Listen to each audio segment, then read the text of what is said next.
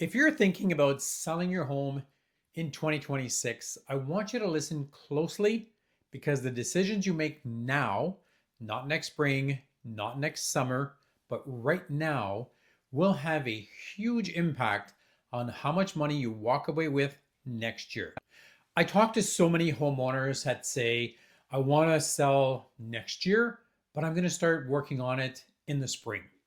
And it always makes me smile because preparation is the number one thing that separates a stressful sale from a successful one.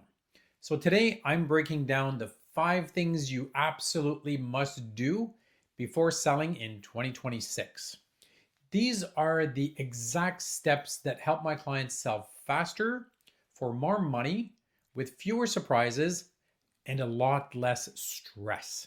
So grab that coffee, settle in, and let's get you ready for a smooth, profitable sale in 2026.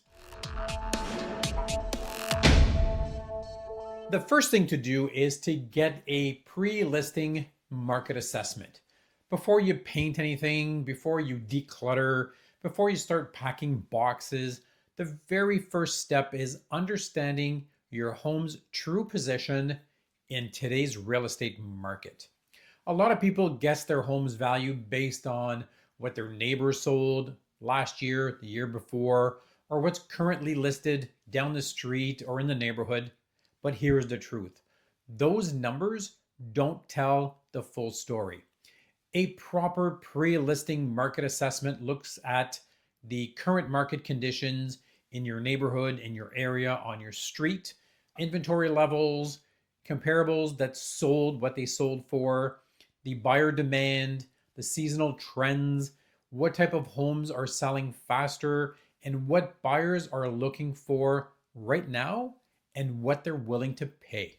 And Ottawa is always changing. We're seeing shifts in interest rates. The inventory varies from month to month. The buyer behavior is always changing, and neighborhood popularities will change from time to time. What was true even 6 months ago may not be true today. Getting this assessment early allows you to plan your timeline, budget properly, understand your competition, and determine whether small improvements could add big value. This is your roadmap. Without it, you're basically guessing as to what's going to happen. I often do these assessments for sellers months and sometimes a full year before they hit the market because it helps them make smart, strategic decisions instead of the emotional ones. The second thing is to declutter and pre-pack early. These things are things you must do before selling. The decluttering, the packing early, trust me, it'll make your life a lot easier. I can't tell you how many times I walk into a home 2 weeks before listing and the sellers are like, so where do we start? Here's the truth. The less stuff you have, the bigger and more inviting your home will feel.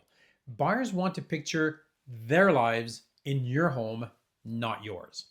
Start now with closets, kitchen cabinets, basement storage, the garage, and that's usually a big one, bookshelves, seasonal items, and the extra furniture you don't really need. And here's the trick. If you haven't used something for 6 months or even more, it either gets donated, thrown out, or packed in a box for your future home. Pre-pack 20 to 30% of your belongings. Yes, you need to start that earlier than later. You are moving, you're going to have to do this anyways. So why not do it when it's less stressful? The future you will thank present you for doing this right now. The third thing you want to do is plan your repairs, do some touch-ups, and minor upgrades. Here's something many sellers don't realize. Small improvements can make a huge impact on your final sale price. I'm not talking about major renovations or spending $50,000 on a project. I'm talking about the small but meaningful fixes that buyers will notice immediately. We're talking about fresh paint in neutral colors, replacing outdated light fixtures, fixing those loose handles or doors that don't close properly, touching up some trim, recaulking the bathrooms, replacing old faucets that you've had for many, many years, updating some hardware, cleaning or replacing carpets, boosting curb appeal with shrubs, mulch, or lighting. These are all small things that aren't expensive and many times you can do on your own. And these upgrades matter because they tell the buyers one simple thing: the home has been well taken care of.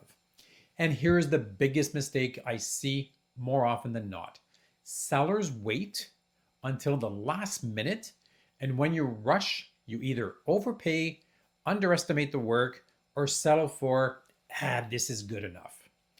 Planning these tasks now will give you time to hire the right professional, time to make smart budget decisions, and time to do things properly without stress. Last but not least, time to secure contractors before the spring rush.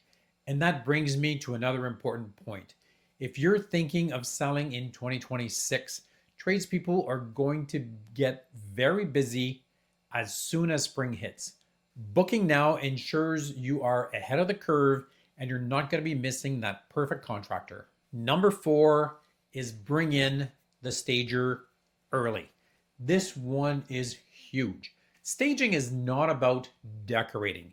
It's about strategically presenting your home so buyers emotionally connect with it the moment they walk in.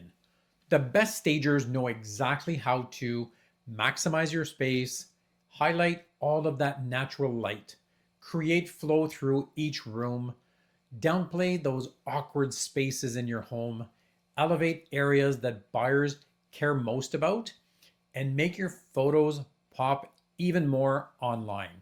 And we all know that's where the buyers start their search. And here's the part most sellers sometimes don't know: meeting a stager early saves you time, money, and effort. Why is that? Because they tell you which improvements matter and which ones you can skip. Maybe you don't need to replace the entire countertop. Maybe your flooring is totally fine. Maybe rearranging furniture solves 80% of the problems. Bringing them in months in advance gives you a plan instead of rushing around trying to guess what looks good. Great staging is one of the best return on investment steps you can take before selling. It's not optional anymore, it's essential. And when you're browsing online, you can tell which homes have been staged and the ones that have not. And guess what? Serious buyers notice that as well when they start their shopping online. And finally, number 5, choose your realtor early and create a full selling strategy.